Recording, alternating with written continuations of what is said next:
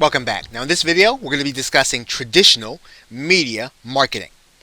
Now with the advent of inexpensive, targeted promotions through the internet and social media, traditional media such as television, terrestrial radio, and newspapers are no longer sought out by small businesses as much as they used to. However, these mediums, television, radio, and newspapers, are just as powerful as more individuals are watching entertainment program on more than one kind of screen, mobile and tablets and otherwise. However, using television as a medium for advertising, depending on what your product is, can still be very expensive. Now, its effectiveness typically hinges on repetition and how many times a company can get its target market to see its message through a commercial. Now, because of this, a company has to be sure that it's correctly identified where its target market is hanging out on traditional media. In other words, you need to know what kind of television programming does your target market watch? What kind of newspapers do they read? What kind of terrestrial radio shows do they listen to? And when do they listen, more importantly? Now, this all comes back to tracking and understanding which offers work with your target market and which ones don't. Now, this information will come directly from a business's analysis of its tracking systems. Traditional media is likely to be expensive to test assumptions. So in other words, you don't want to find out what's working using traditional media. Now, business should have a good idea of what to market before they even begin exploring a medium in traditional media.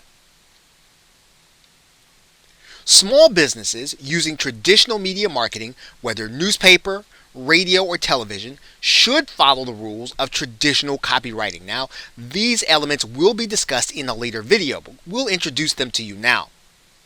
First, what's important is to get attention, and that's typically done through the means of a headline.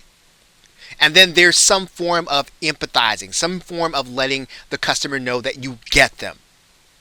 Then there is an introduction to the product or an introduction of the concept. Then there is proof, and then there is social proof or testimonials. Then there is some kind of takeaway or some kind of sense that if the person watching or experiencing the media doesn't act, that they'll miss the opportunity. There's a guarantee of some kind, and then finally there's a call to action. Now, these elements should be in use if you were going to use traditional media. Now, while some of these elements will be used visually, in other words, they won't be spoken, they'll be represented by an image or some part of a video. It's important to use them in the sales process. All of these elements are psychological triggers that people respond to in a buying opportunity. Now, it's important to note that the medium will not allow you much time to execute these things, or in the case of a newspaper, you're not going to have a lot of space to do that. Now, traditional media is used most effectively for branding purposes, which depends primarily on repetition and having a sizable budget to get the ad played.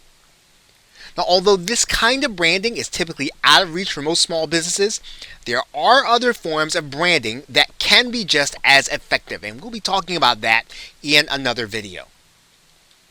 Okay, so with that, thanks, and I will see you in another video.